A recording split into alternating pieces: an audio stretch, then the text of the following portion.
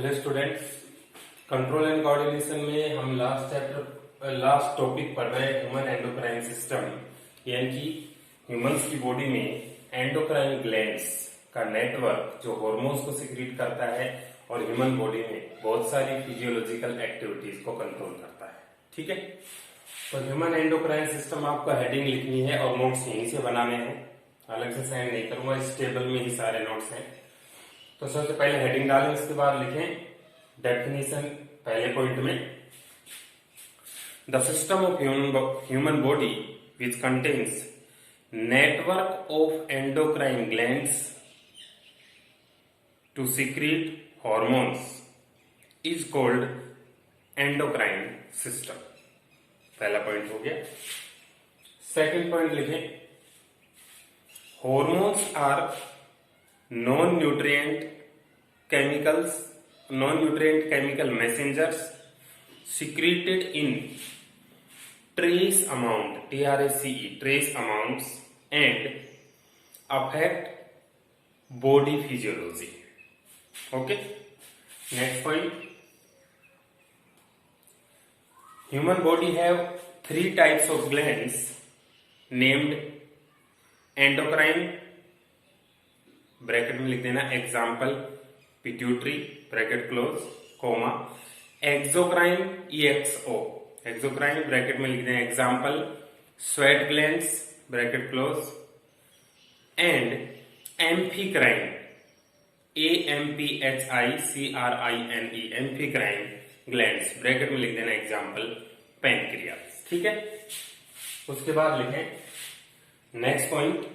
3 point हो चुके हैं। 4th point, different endocrine glands, their hormones, their location and functions of hormones are as follows। ठीक है, और उसके बाद ये टेबल बनेगी। अच्छे से बनाएं आप इस टेबल को बड़ा।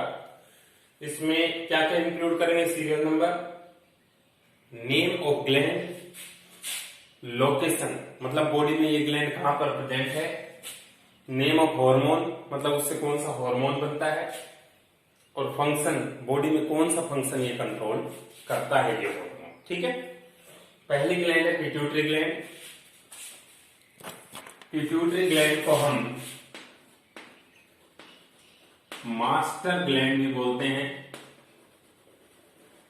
क्योंकि ये सभी बॉडी की और जितनी भी ग्लैंड्स हैं उनको फंक्शनिंग को रेगुलेट करती है। इसकी लोकेशन ब्रेन में होती है। इससे सीक्रेट होता है ग्रोथ हार्मोन, और ग्रोथ हार्मोन का फंक्शन है regulates growth and development of body. Body की एज के साथ जो ग्रोथ होती है उसको रेगुलेट करने वाला हार्मोन है ग्रोथ हार्मोन। उसके बाद पीनियल ग्लैंड है। पीनियल ग्लैंड भी ब्रेन में प्रेजेंट होती है। हार्मोन का नाम मेलेटोनिन है। 24 hour rhythms of body like sleep wake cycle.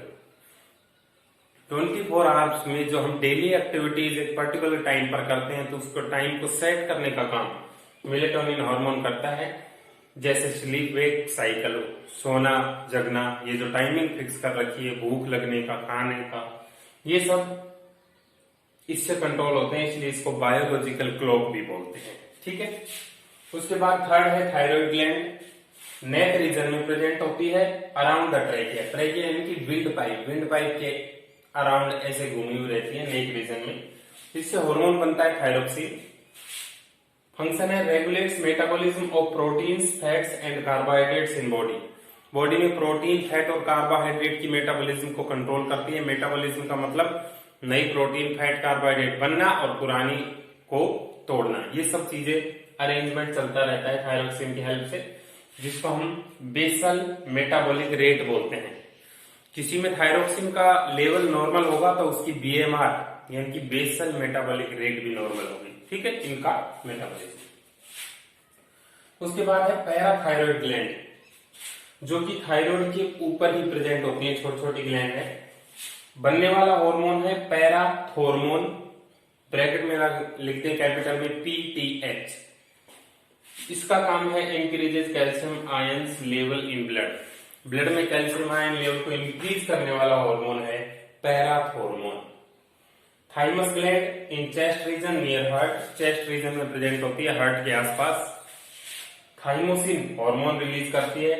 ये हार्मोन बॉडी इम्यूनिटी को इंक्रीज करता है, क्योंकि हमारे ब्लड में डब्ल्यूबीसी के बहुत सारे टाइप हैं, उनमें से एक है टी लिम्फोसाइट्स, उनका नंबर इंक्रीज करती है, जिससे कि हमारी इम्यूनिटी डेवलप होती है। ठीक है। उसके बाद एड्रिनल ग्लैंड, एड्रिनल ग्लैंड्स दोनों किडनी के ऊपर एक एक रहती है, उससे हार्मोन बनता है एड्रेनालिन, जिसको इमरजेंसी या स्ट्रेस हार्मोन बोलते हैं, जो heart beat, BP, breathing rate, ये सब चीजें इंक्रीज कर देता है जब हमारी बॉडी इमरजेंसी की कंडीशन में हो। भले ही उस टाइम आप रनिंग कर रहे हो, फिजिकल एक्सरसाइज कर रहे हो, डर रहे हो किसी चीज से, झगड़ा हो रहा हो किसी से, इन सभी केसेस में बॉडी को मेंटेन करने के लिए, सर्वाइव करने के लिए जरूरी है एड्रेनालिन हार्मोन, जिसको इमरजेंसी हार्मोन बोलते हैं, वो एड्रिनल ग्लैंड से बनता है। उसके बाद पैंक्रियाज, पैंक्रियाज का रोल हमने अलग अलग दो जगह पढ़ा है। एक डाइजेशन में, वहां इसकी एक्सोक्राइन एक्टिविटी काम करती है, जिसमें कि एंजाइम्स का सिक्रेशन होता है जो फैट, कार्बोहाइड्रेट और प्रोटीन को डाइजेस्ट करते हैं। और यहाँ इसकी एंडोक्राइन एक्टिविटी हम पढ़ रहे हैं, इसकी लोकेशन स्टमक के नीचे होती है, और इससे इंसुलिन और ग्लूकेगॉन दो हार्मोन बनते हैं। इंसुलिन का काम ब्लड की शुगर लेवल को कम करना है, और ग्लूकेगॉन का काम ब्लड की शुगर लेवल को बढ़ाने का है। ठीक है। टेस्टिस स्क्रोटम में प्रेजेंट होते हैं, जो कि एब्डोमेन के बाहर प्रेजेंट होते हैं। हार्मोन जो सीक्रेट होता है उसका नाम टेस्टोस्टेरोन है। स्पर्म का प्रोडक्शन करवाना और development of secondary sexual characters, male में सेकेंडरी सेक्सुअल कैरेक्टर्स जैसे वॉइस चेंज होना, एडम सेपल डेवलप होना, मोस्टेक्स और बेड का डेवलपमेंट होना, मस्कुलर बॉडी डेवलप होना, स्पर्म का प्रोडक्शन होना, ये सारे कैरेक्टर्स कंट्रोल करता है मेल सेक्स हार्मोन, जिसको टेस्टोस्टेरोन बोलते हैं। लास्ट ग्लैंड है, ये दोनों ग्लैंड के साथ साथ रिप्रोडक्टिव ऑर्गन भी हैं, इनको प्राइमरी सेक्स ऑर्गन्स बोलते हैं, क्योंकि इनमें गैमेट्स का प्रोडक्शन होता है। ये एब्डोमेन में ही प्रेजेंट होती है, इससे एस्ट्रोजन और प्रोजेस्टेरोन रिलीज होता है। एस्ट्रोजन को हम फीमेल सेक्स हार्मोन बोलते हैं, जो कि egg cell production and development of secondary sexual characters करता है, जबकि प्रोजेस्टेरोन मेनली प्रेगनेंसी का हार्मोन है, प्रेगनेंसी के इवेंट्स को रेगुलेट करता है। ठीक है। बहुत सारे क्वेश्चंस वो बनते हैं, बहुत इंपॉर्टेंट भी हैं, तो आप ये ध्यान रखें। टोटल 9 ग्लैंड्स, वैसे 2 ग्लैंड्स मैंने एक्स्ट्रा बता दिए, पीनियल और पैराथायरॉइड, जो कि आपके सिलेबस में डिस्कस नहीं है, बाकी ये सारी है। ओके, तो आप अच्छे से इसको टेबल बनाए और टेबुलर फॉर्म में ही पढ़े तो इजी रहेगा आपको लर्न करने के लिए। उसके बाद अब हम पढ़ेंगे हार्मोनल डिसऑर्डर्स, मतलब हमारी बॉडी में किसी हार्मोन के कम या ज्यादा होने से कौन सी डिजीज हो सकती है, उनके बारे में पढ़ेंगे। ठीक है। एक पॉइंट आप टॉप पर लिख दीजिए, पेज के टॉप पर, insulin is secreted from beta cells of pancreas, while glucagon from alpha cells of pancreas। ठीक है, लिख दिया। अगला पॉइंट आप इस टेबल के नीचे लिख सकते हैं, beta cells plus alpha cells of pancreas, उसके बाद एरो लगा दें, आइलेट्स ऑफ लैंगरहैंस, इनको आइलेट्स ऑफ लैंगरहैंस बोलते हैं। लैंगरहैंस एक साइंटिस्ट था, उसने सबसे पहले इन सेल्स को देखा कि ये हार्मोन्स को रिलीज करती हैं। ठीक है, तो alpha plus beta is equal to islets of Langerhans. तो ये तो हार्मोन्स, ग्लैंड्स, लोकेशन और फंक्शन। अब हम पढ़ेंगे डिजीज। इस टेबल को लिखिए आप।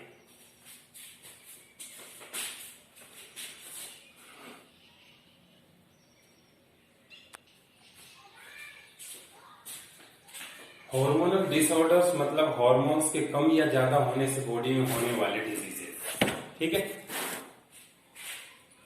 जाइजेंटिज्म, excessive body growth due to hyper secretion of growth hormone GH from pituitary gland. Pituitary gland में नॉर्मल ग्रोथ के लिए जीएच की जरूरत होती है, लेकिन ग्रोथ हार्मोन का अगर बहुत ज्यादा सिक्रीशन हो जाए तो बॉडी की नॉर्मल ग्रोथ से भी ज्यादा ग्रोथ हो जाती है, जिससे बॉडी बहुत बड़ी दिखने लगती है, दानव के जैसी बड़ी बॉडी होती है, उसको बोलते हैं जाइजेंटिज्म।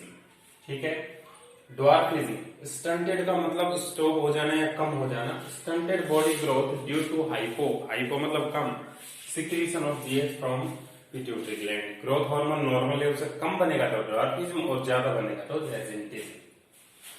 Goitre, deficiency of iodine in body causes swelling of thyroid which is called goitre. Iodine की कमी से थायराइड ग्लैंड में स्वेलिंग होती है, उसको गोइटर बोलते हैं, जिससे कि थायरोक्सिन के सिक्रीशन में प्रॉब्लम आती है, और थायरोक्सिन सिक्रीशन चेंज होने की वजह से बॉडी में फैट, कार्बोहाइड्रेट और प्रोटीन्स की मेटाबॉलिज्म अफेक्ट होती है। Diabetes mellitus, deficiency of insulin hormone in body causes increased blood sugar levels which is called diabetes।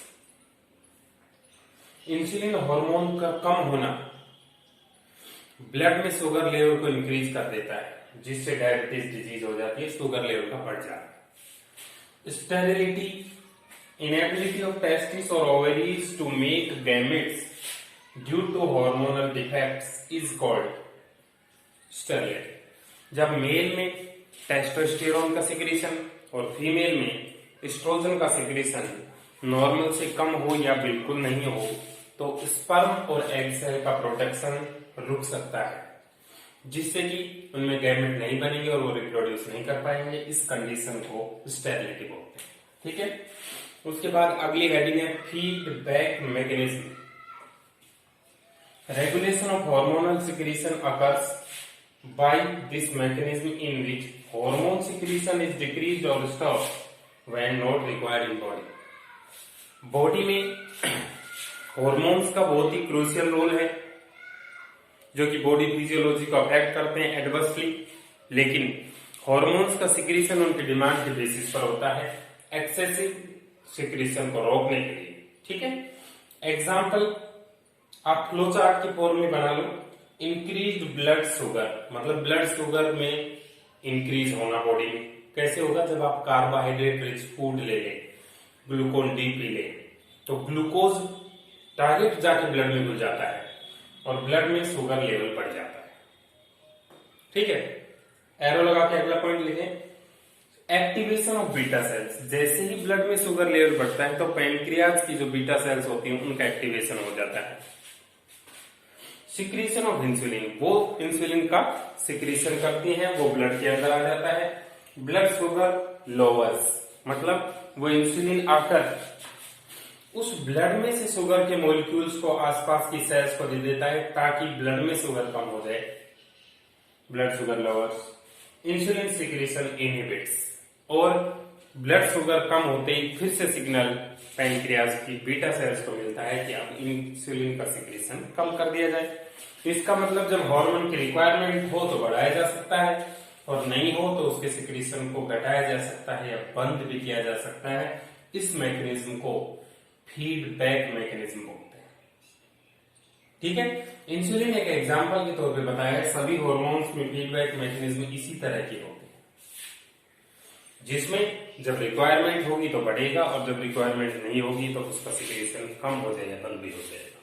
ठीक है, तो कंट्रोल एंड कोऑर्डिनेशन चैप्टर में ह्यूमन एंडोक्राइन सिस्टम के साथ ये चैप्टर कंप्लीट होता है आपका, जिसमें हमने ह्यूमंस के दो मेन सिस्टम्स, नर्वस सिस्टम और एंडोक्राइन सिस्टम पढ़ा, और प्लांट्स के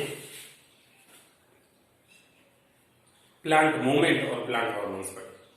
ठीक है, इसको कंप्लीट करने के बाद आपको एनसीईआरटी बुक में से हार्मोन्स की लोकेशन, ग्लैंड्स की लोकेशन बताने वाले डायग्राम बनाने हैं मेल और फीमेल में, कि ये ग्लैंड्स कहां कहां पर लोकेटेड है। बोर्ड में मोस्टली क्वेश्चन आता है ग्लैंड की लोकेशन और उसके फंक्शन का, जो इस बार भी आया था। ठीक है, तो आप अच्छे से लोकेशन और फंक्शन इनके पढ़ें, इंपॉर्टेंट है। कई बार कॉम्पिटिटिव एग्जाम्स में भी इनसे क्वेश्चन आए हैं। चैप्टर कंप्लीट हो गया है, तो आउट ऑफ 6 चैप्टर में से 4 चैप्टर बायोलॉजी के कंप्लीट हो चुके हैं। Life processes, heredity and evolution, how do organisms reproduce, और कंट्रोल एंड कोऑर्डिनेशन। ठीक है, 2 चैप्टर्स बचते हैं एक तो है आवर एनवायरनमेंट और एक है management of natural resources. Natural resources को मैनेज कैसे करते हैं वो। तो आपको यहां तक के 4 चैप्टर्स को बहुत अच्छे से रिवाइज करना है। इंपॉर्टेंट चैप्टर थे ये चारों ज्यादा, उनका थोड़ा सा वेटेज कम होता है, बाकी आते तो सभी से हैं क्वेश्चंस। तो आप अच्छे से पढ़े, रिवाइज करते हैं और टेस्ट ज्यादा से ज्यादा देने की कोशिश करें। बहुत कम बच्चे टेस्ट अटेम्प्ट कर रहे हैं, जो कि सही बात नहीं है। आप अगर रिवाइज करें तो आपको पता भी लगना चाहिए कि आप किस लेवल तक पढ़ पा रहे हैं, आंसर्स कर पा रहे हैं कि नहीं कर पा रहे हैं। ठीक है, बहुत कम पार्टिसिपेशन आया है, तो मैं आप सभी क्लास 10 के स्टूडेंट्स से आशा करता हूं कि नेक्स्ट टाइम आप टेस्ट में 100% पार्टिसिपेशन देंगे। प्रीवियस जो ये चैप्टर हुआ हाउ द ऑर्गेनिजम्स रिप्रोड्यूस वाला, उसमें बहुत कम स्टूडेंट्स ने दिया है। 200 से भी ज्यादा स्टूडेंट हैं, 144 स्टूडेंट्स अपीयर हुए थे। इस बार सभी कोशिश करें, सभी टेस्ट दे और ज्यादा से ज्यादा स्टूडेंट्स उसमें पार्टिसिपेट होने चाहिए। ठीक है, आप अच्छे से रिवाइज करें। ये चैप्टर कंप्लीट हो गया है। इसके कुछ क्वेश्चन या एनसीईआरटी एक्सरसाइज आपको सभी को, इसकी एनसीईआरटी एक्सरसाइज में जो क्वेश्चंस हैं वो आपका रिटर्न वर्क है, जो आप सभी को इन नोट्स के साथ ही, नोट्स के बाद डायग्राम बनेगा और फिर वो नोट के बाद एक्सरसाइज के क्वेश्चन आंसर्स आप सभी को करके सबमिट करवाने हैं कंपल्सरी। ध्यान रखें आप। ठीक है, तो सभी का सबमिट होना चाहिए NCERT exercise. Next chapter our environment next lecture से हम स्टार्ट करेंगे। Okay, thank you.